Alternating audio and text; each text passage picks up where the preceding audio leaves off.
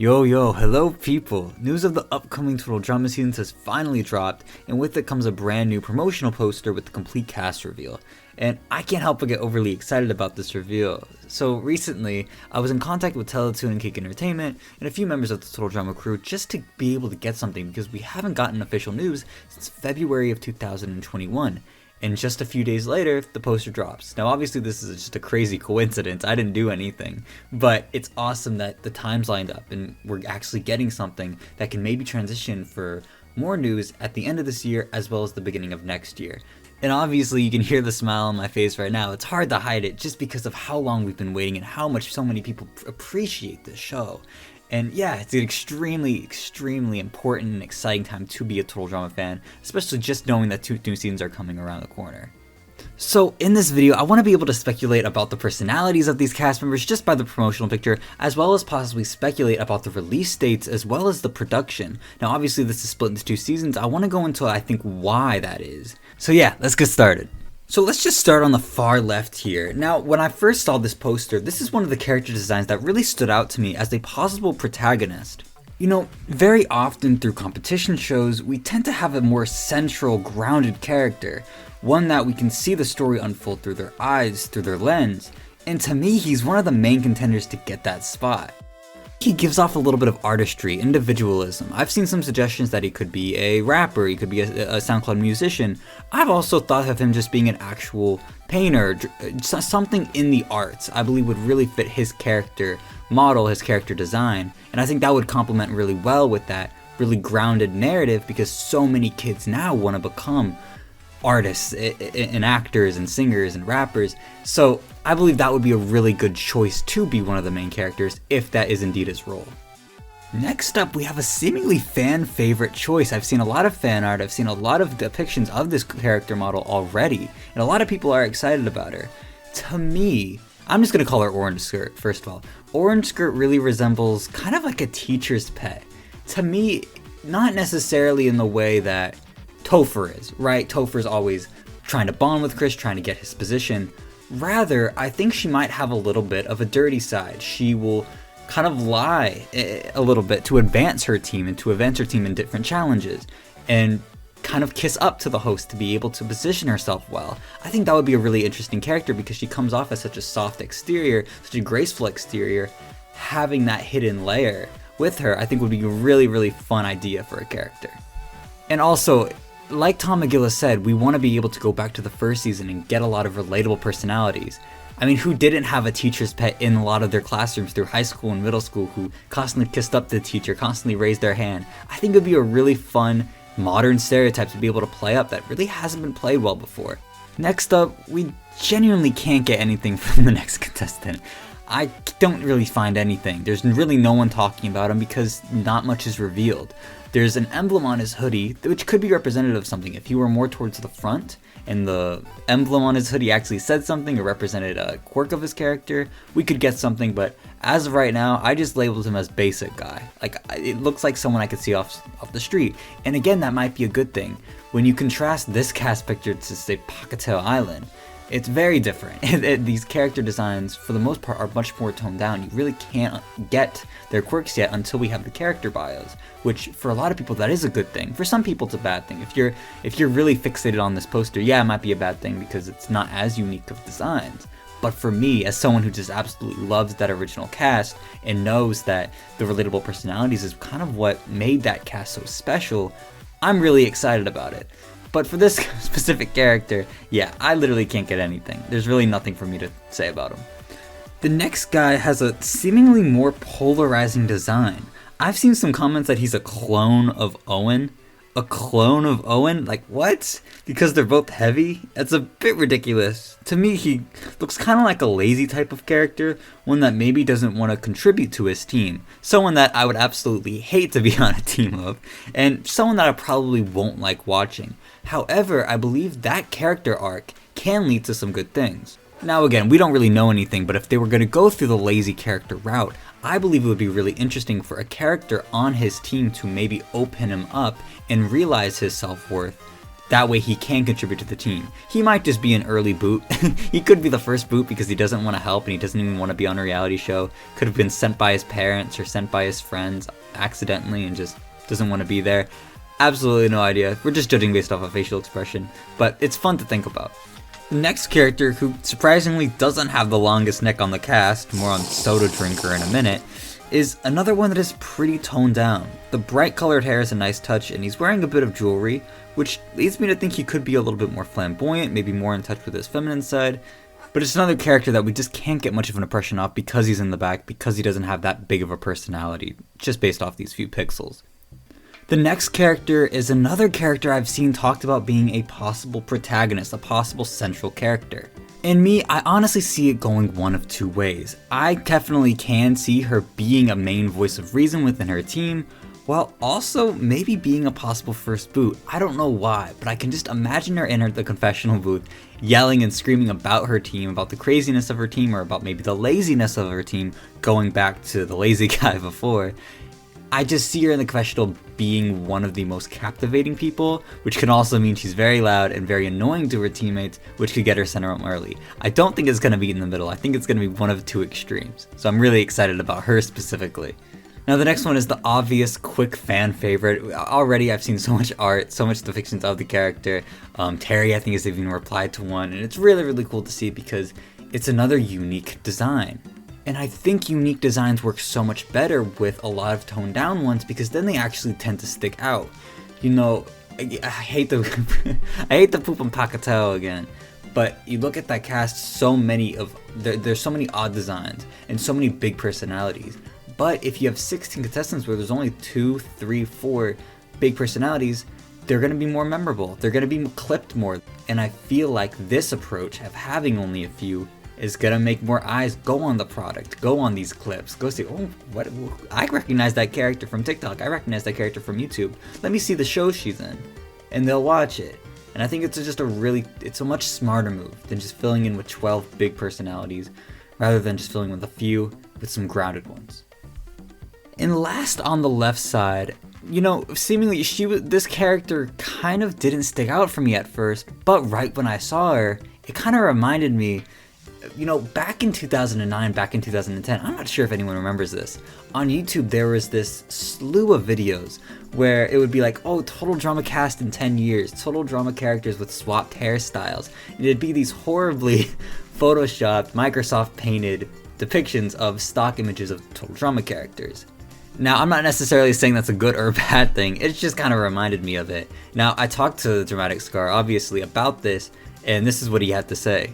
Now, one thing I've appreciated in all this thing is that there's not really any sort of indication on who exactly is going to be the villain, although sometimes it's kind of clear when that happens.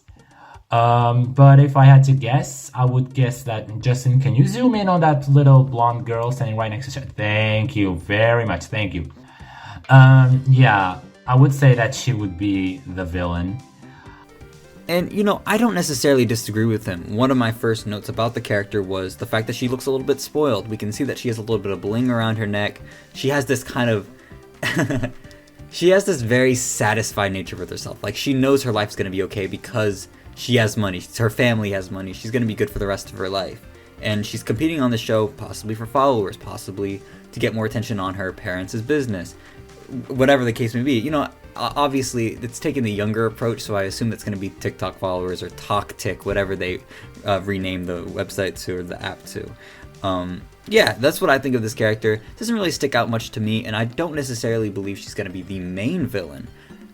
One concern I had also, looking at the stereotype, is the fact that we have Taylor in Redonkulous Race. Now, but Taylor versus another spoiled character, I believe her depiction could be much more real. Taylor's is very stereotypical. I mean, it served its plot, but her kind of portraying this rudeness through passive aggressiveness would be a little bit, I think, of a better character arc than what Taylor received, because hers was so animated, hers was so big. I believe if we're going to have grounded characters, that's the approach they're going to go with, making her a long-term antagonist in the confessional booth while just being really nice to everyone outside of it. Now we're headed to the right side. We have a very obvious character trope, a pretty big character idea. Obviously, and I love this idea that they're going back to Canadian roots. We have a character that represents a lot of hockey. Hockey has been mentioned a lot in Total Drama, but there hasn't been a character that specifically symbolized it, that really went back on that Canadian stereotype. And I believe this is the character we're finally going to get to see portray it. So obviously, I believe the team, obviously located in Canada, is going to have a lot of fun writing all these references I'm totally not going to get, not being a hockey fan. But that'll be a fun character write for that. Might not stick around for a while. To me, he looks like a pretty early boot. He could be an annoying jock, constantly talking about hockey, constantly talking about competitiveness, and that gets him eliminated early. But I believe he's just going to be a lot of fun for the few episodes he's around. The next character is obviously one of the most striking characters out of the entire cast. To me, he obviously looks a little bit like Ryan. He has that pink shirt, he has the similar complexion, and I honestly believe he's going to play a similar role in the fact that he's probably going to flirt a little bit. There's going to be some sort of love story surrounding him, but I also have a little bit of a prediction that he might be an amputee. Now, obviously, in the press release back in February, we were told that someone with a physical disability, I don't remember how exactly it was worded, but we were told that there was going to be someone that had a physical disability. I believe this could be him, because if we look lower, we see that he has blue pants. Now, obviously, people can skip leg day, but from the angle that we see, his leg proportions don't look right. They don't look real. Unless he has extremely slim legs, I believe that part could be completely off, and he relies on crutches or he relies on a wheelchair that might not just be shown. You know, I think a lot of teams, a lot of production outlets, a lot of companies would want to throw their diversification and throw their pandering. Oh, hell no, man. I believe putting that in the background and just treating them like regular people who happen to have these disabilities, who happen to have maybe these minority sexual preferences, is going to be better for the younger generations, because they're just going to treat them like people who happen to have these things, not just these caricatures of people who have these things. So I'm excited for it. I don't necessarily know if he's going to be the amputee or if he's going to be physically disabled, but that's my guess, just based off of the angle that we're seeing. And yeah, honestly, he's probably one of the more exciting people to watch out for. Looks like he's directly looking at someone, and I'm going to get to that in a second, how this picture is framed, because I believe there might be something revealing about that, but we'll get to that in a little bit. The next character really didn't stand out to me too much, but a lot of people already like her. I believe she will probably be the TikTok edit queen that we'll see a lot on Twitter and every kind of social media. She'll have a lot of fans. Honestly, I find her design a little bit bland, not just because she doesn't really have much going on in terms of the character shown, and it's definitely not as bad as the basic guy, but just the monocolored pants and leggings. You see that a good amount in this cast, and that's really one of the only problems I have, is that the clothing is just a little bit bland. Now, I know that we should have toned down characters, but I barely see anyone younger than me wear just monocolored stuff. I know that it does happen, but it is pretty rare nowadays. People like designer brands, people like logos, people like that marketability of their clothing to kind of flex maybe having wealth. And just to see monocolored stuff is a little bit odd. And so her design doesn't stick out much for me. But I'm excited for the fans of her that instantly gravitated towards her. Didn't really stick out to me, but it's another character that is looking towards the other team. Again, we'll get to that in a second. Also, another thing that I wanted to note is she has a very similar head shape to the blonde girl from the first team. I don't know if this means anything, but they're very similarly designed, and her eye direction could be pointed at her, so there could be something there. I mean, I guess my best guess would be that they're twins, but that's obviously not the case. So I'm excited to see if there's anything there in that relationship.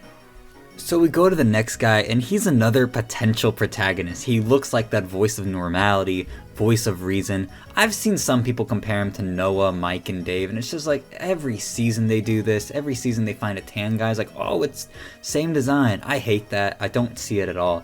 But personally, he actually kind of reminds me of weirdly enough, Jake the American Dragon from this old show. I'm not even sure if anyone remembers it. But also Generator Rex, that cartoon protagonist type of role that he could very well fit. I could see him in the confessional booth. I also see him having maybe a hidden quirk, maybe just something that you wouldn't be able to guess. Similar to a lot of the characters we saw in the earlier seasons where that stereotype wasn't automatically evident. You had to hear them talk, you had to hear them speak before you were able to judge, like a Cody.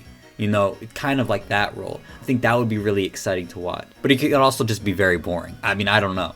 But yeah, definitely a contender for that protagonist role along with the other two.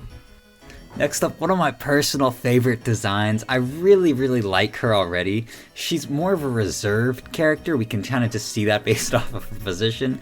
I kind of like that. I kind of just like the subtlety through her positioning, through the model. I think that's really fun. Also, her face kind of reminds me of Sammy and Amy from Pacateo, just in terms of the placement. If I had to guess what her personality is, I would believe that it's a character that has to have their shell broken in order to enjoy the circumstances that she's in of the show. She might not just be very used to competing in these death-defying challenges, although from the from the press release, TikToking and drag racing don't seem death-defying, but we'll see how they put their spin on it.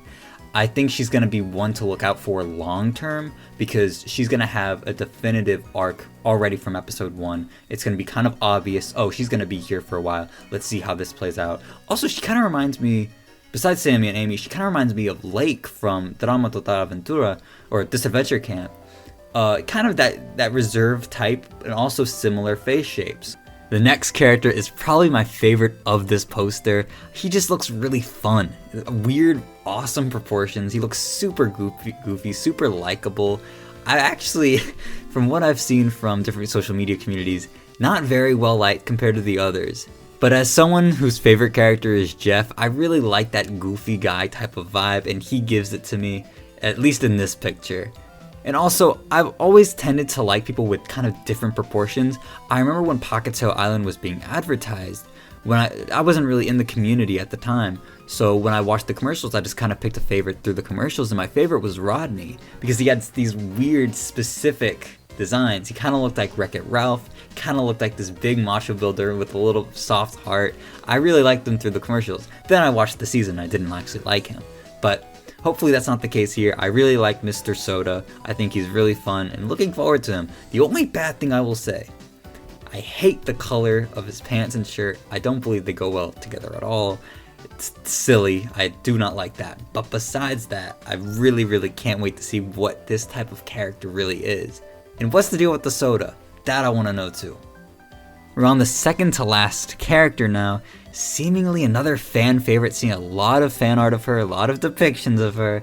Yeah, and she sticks out for me too. Someone that has a lot of potential to be many different things. She could. I saw one proposition that she could be actually fighting for the money because she's poor, which I guess is just based off of her attire. That's not necessarily the direction I'm headed towards. I honestly believe she could be a super fan. Not necessarily a Sierra level super fan where she knows literally everything about the contestant, but has watched the previous seasons and is sort of this payoff for older Total Drama fans in order to get reinvested because she's going to bring up references from the old seasons. Oh yeah, I remember when Gwen did this. Oh, I remember when Duncan did this. She can bring that up, and other characters who haven't watched the show are like, what are you talking about? This is the first season, right? So I think that would be a really fun chemistry to have, and honestly probably going to be one of the most favorited characters if that's the case. She just gives off that vibe, and I believe would be a really interesting payoff for older Total Drama fans who have stuck with the show throughout the years. And lastly, but I cannot stress this enough, certainly not least, is another one of my favorite designs. First impression is obviously she gives off that villain vibe. I talked to DramaticScar, I referenced that she kind of gives off that Eva, Joe energy, the athletic, cutthroat competitor. But honestly, I get a little bit more from her. I don't believe she'll be the long-term antagonist, but at first I will guarantee she'll probably the meanest contestant out of the 16. I believe over the course of the season, because I believe she'll be here for a while, she's going to have a heart of gold. And there's going to be this turning point where she realizes that. And that could be an alliance switch. This could be a team switch or maybe some sort of lover that kind of opens her heart to it.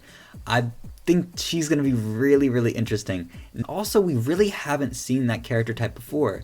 Again, like we said, we've seen that cutthroat competitor, and we've seen characters get nicer, certainly over the course of the series. But for a character to do a completely 180 would be really fun, and especially through a competitive perspective. I think that would be a really, really cool idea. And honestly, I think she plays that role and that idea perfectly through her design. And speaking of the design and speaking of the poses in the picture, this is something that I kind of hinted at earlier in the video. A lot of the characters, well, not that many, which is actually maybe more evidence of this theory, some of the characters are looking at the other side of the screen. Now, first of all, most people believe that it's divided based off of team. There are seemingly 4 girls, 4 guys on each side. It's a cast of 16 divided into 2 teams of 8. I believe that makes perfect sense. But DramaticScar had an actual different theory. I'd like to play that now. Now, if you've been paying attention, you will notice that we have 16 characters. But if you zoom in a little close on Chris's plate, you will notice that there are 15 marshmallows, which leads me to believe, what if this season takes a more Squid Game approach? Like, they give us individual, like everyone is out for themselves. An occasional team challenge like we saw in Squid Game. One of my final thoughts is the fact that in Squid Game, they had tug of war. Cam TV, they also had tug of war. But we never saw it on Total Drama itself. And I think it would be a very cute reference to Squid Game, because that's the most popular competition show that we've had, even though it's a narrative, over the past years. And it might just have influenced a lot of what we're going to perceive on Total Drama, the new season. So yeah, I thought that was an interesting idea. Do I necessarily think it's going to come true? No. I believe for the first season back in 7, possibly 8 years, they're going to play it very simple. They're going to go through that nostalgia. They want to keep things basic for the new fans that are coming off of Dramarama that have aged, because Dramarama released in 2018. The kids that might have watched that were 8 years old are now 12 years old and might want to watch a little bit more of a mature program. So I believe that is going to play into the role of the structure of the season. Now, besides that tangent, I believe some of the characters are looking to the other side, possibly for a romance aspect. Obviously, Tom McGillis hinted that, our fans love to ship, so don't worry, we'll have some relationships. This is also how the LGBT thing got brought up, why there could possibly be an LGBT representation on the show. I believe that's actually been confirmed. So having these characters possibly look over at the other side could hint at maybe, hey, maybe they have a little bit of affectionate feelings towards the other person. So the few characters that are doing that are Mr. Artist. We obviously have the Harley Quinn lookalike girl. We have the Ryan type guy. I'll just call him Mr. Strike. He's just striking to me. We have the TikTok fan cam girl, and then we have the beanie girl. Now, there are 5 people, so it's not necessarily going to be 3 relationships, or maybe there's a 2 relationship, and maybe there's a love triangle, perhaps. But I thought that was really interesting. I don't really ship personally, but for those in the comments that do, feel free to make your predictions based off of those 5 if you'd like to. But at the same time, it could just be really hungry for marshmallows, which we see Chris holding 15 of in the center. It could very well be the case. It could just be a choice of, hey, we really want this win, we really want this safety. Could just be that. And that actually leads me to the next topic. Let's just talk about the host real quick. So yeah, just really hope Chris is more toned down. It would be a dream to have the Island Chris back. Even him in action is fine, although that is when he starts to get worse. A lot of people like to think that it starts at Revenge of the Island for some reason. No, it absolutely gets worse in action. You just have to watch to find out. Really hope that's not the case. I just really hope it's more toned down so the other characters, the actual characters that are competing, can shine. But one of the most striking things to me about the poster was that Chef is not in his chef uniform. He's actually in very similar to his daycare uniform.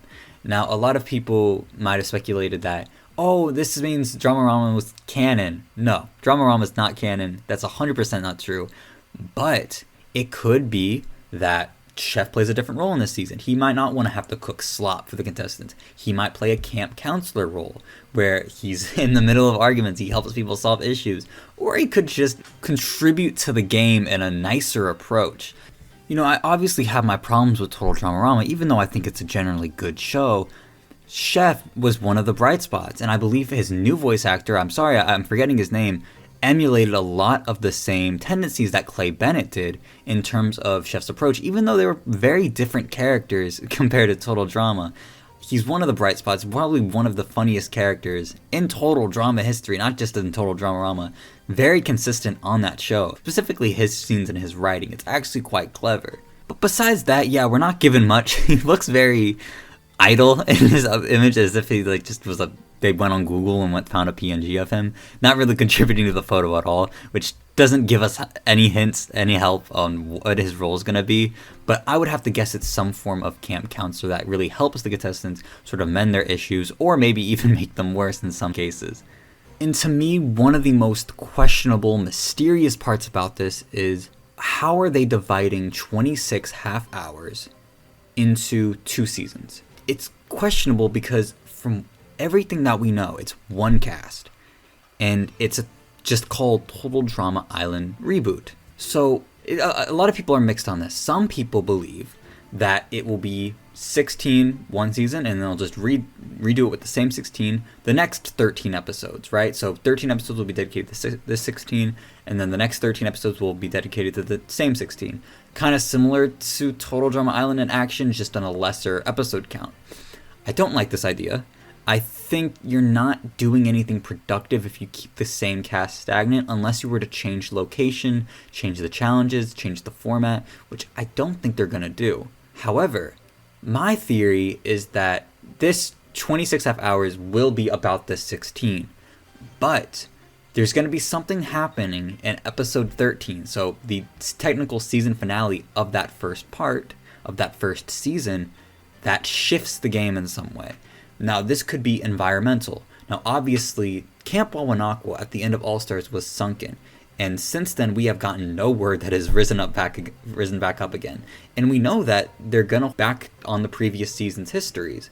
So, from what we know, the island is still sunk, and maybe that first episode, the first few episodes even, can be dedicated to getting the island back up, which can feature cameos of old contestants, kind of loop new viewers into the history of Total Drama, get the new contestants on a talking basis, not necessarily on an elimination basis, and I think that would be a really interesting way to introduce them. Now, I don't think that's actually... I go back and forth. This might be a really good... It's a good move for long-time Total Drama fans. It's not a good move for new Total Drama fans that they want to get in from Dramarama, because at the end of the day, it's pretty boring. I think the first few episodes you want to feature an elimination of some sort, and if they were to go to that format, it wouldn't work. I'd love it. I would personally love it. I know a lot of old Total Drama fans would, but you have to think general on this, and I don't think that's the right move. So my idea for what they will do rather than what they can do, I believe it will be 16 over the course of 2 parts.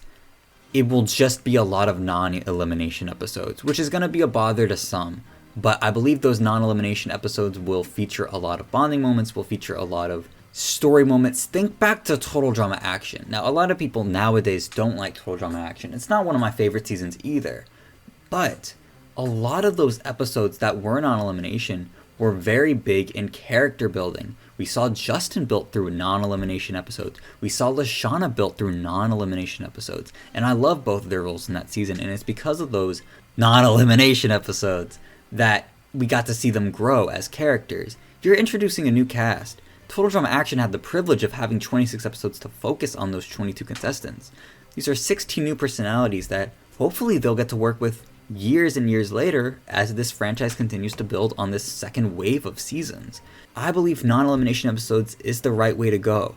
And I understand that maybe at first they won't do that because they want to get the general audiences, so maybe the first 2 episodes will feature eliminations, and then they'll start doing the non-elims. And maybe the non-elims will feature... I hear Aftermath being brought up a lot. Aftermath probably will not be coming back. As cool as it would be to see Jeff and Bridget and, oh my god, just imagine the Total Drama Revenge of the Island contestants on Aftermath and Pacateo. I would freak out. I would start... It would be awesome. But that's not going to happen. I don't think they're going to work with those original characters immensely in that first season. However, I believe we will see cameos, which is another thing I want to talk about. I think utilizing the old cast can be really fundamental into maintaining the old viewers' attention. Now, obviously, a lot of people say, oh, I want Courtney back, she needs redemption. Oh, I want Lashana back, she needs redemption. I like that they're doing a new cast at first, because they need to rope in a new audience without the existing continuum of the past seasons that they need to watch, hundreds of hours to get caught back up on. I think that's a little bit ridiculous. As much as I love the season, and as much as as much as I love the show, rather, it's not fair to say that to newer fans. I've watched Total Drama with a bunch of new fans before, new groups, people that are just completely new to reality shows in general, and seeing that the first season is 26 episodes is a little bit daunting to people, let alone watching 3-4 seasons, in this case 6 seasons, to get caught up on the lore of Total Drama. So the first few seasons should feature completely new scenarios. But it would be pretty cool to see Chris maybe reference the old contestants or just see what they're up to. We have no idea how far in the future this is. Is it a year in the future? Is it 5 years in the future? Because Chris and Chef look so similar, I doubt it's, more than 1 or 2, but you never know. And I think it would be really fun to see what's Gwen up to now, because their character changes so quickly, so often, that we could be seeing an entirely new Gwen. And actually, this is just a side note, but recently, Cartoon Network obviously celebrated their 30th anniversary, and a lot of people were complaining that they weren't having any Total Drama representation because it's a Teletoon product. It's a product of Canada, so it isn't as commonly grouped together with Cartoon Network. But recently, they did feature Gwen in a drawing, and as you see, Gwen's design is a little bit different. Maybe it's possible that this could be a new Gwen design for this upcoming season. I highly doubt it. Absolutely highly doubt it.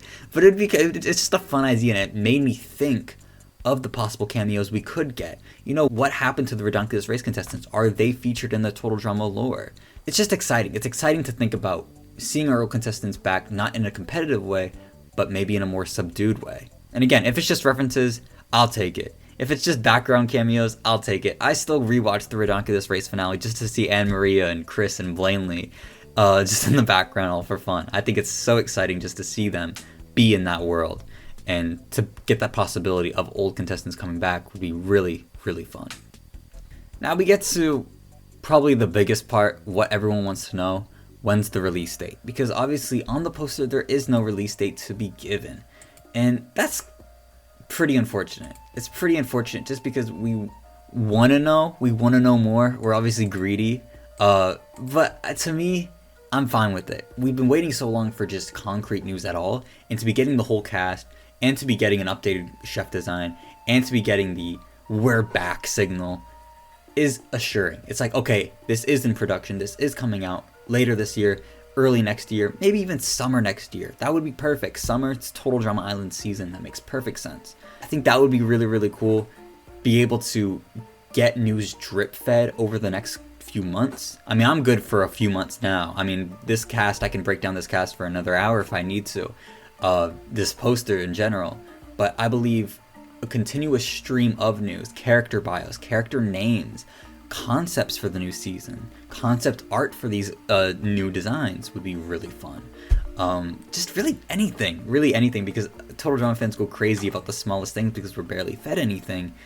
So really they could do anything with this. And speaking of, they're obviously presenting this at a convention soon at MIPCOM, which is located in France. I found out when talking to DramaticScar about it. So if anyone's in France, if anyone happens to be in France, go see them, go ask them questions about when we can get news, when there's a possible release date, because I think that's what we need to know in order to take the next few steps of predictions. And speaking of release dates, this is another thing that's going to be on people's mind. Hopefully, God willing, I tend to not pray too much about silly things like this, but God willing, this is released weekly. Can I get an amen in the chat? Can I get an amen in the comment section about this? Listen, I love Pacateo and Redonkulous Race. I actually do love Pacateo despite how much bad stuff I've talked about it this video. I hated the daily releases. it was dreadful. And I know it's not Fresh TV's decision. It's completely Cartoon Network's decision on how they broadcast it. So if anyone from Cartoon Network is listening, or anyone that's an internet Cartoon Network's even listening, please don't do daily releases, even if that works better for business. Fans, if it's a good show, a good product, will watch weekly. They just will. People will want to tune in and be able to digest episode by episode, even if there are non-elimination episodes. They want to be able to speculate. They want to be able to converse with the community about what they think is going on, what they think is going to happen the next episode, the next elimination, who they think is going to win, who they think is going to wind up together. That type of speculation is built upon weekly releases and space to breathe and digest among the episode releases. Another aspect of the releases is the gap between the first and second season. Now, again, as of recording, we don't know how long the gap is going to be between the two seasons, and I brought this up to Scar. I'm not going to feature it, but we don't know if it's going to be, okay, 13 episodes, 13 weeks, cool. Second season, all right, it'll release in the next week, 13 episodes, 13 weeks. We don't necessarily know if that's going to happen. In fact, I'd rather that not happen, given that it could be the reason for a split be this momentous change within the framework of the season. I believe having a month break between the two seasons is the most likely. From what we know and from what I remember of the production, animation for that second part or multiple episodes has been done. Or not has been done, but it has been heavily worked on. Whereas the difference between All-Star and Pacateo, they were done at separate intervals. Now obviously they did the scripts.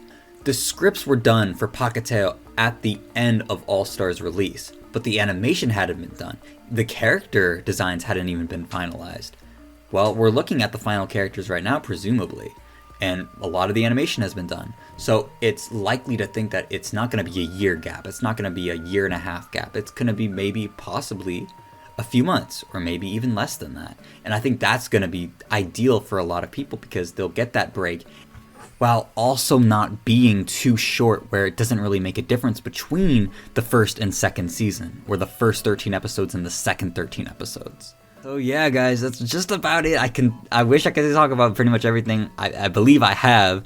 If there's anything I'm missing, please let me know. If there's anything that you picked up on that I didn't pick up on, please let me know. Total Drama is my favorite piece of media probably ever, so talking about it gets me so happy. And obviously I do YouTube just to be able to talk with you guys and hear other people's opinions. So if you have any other opinions about the cast, the portrayal of Chef, which I'm really interested in, the release schedule, which is super interesting, also the split between the two seasons, does that represent, and what's that going to contribute to the overall story? Please let me know, guys, because I'd love to be able to hear your guys' opinions. I'm going to be down there. DramaticScar is going to be down there. It's going to be really, really fun just to be able to interact with you guys. So stay safe, have fun, and ladies and gentlemen, we're back.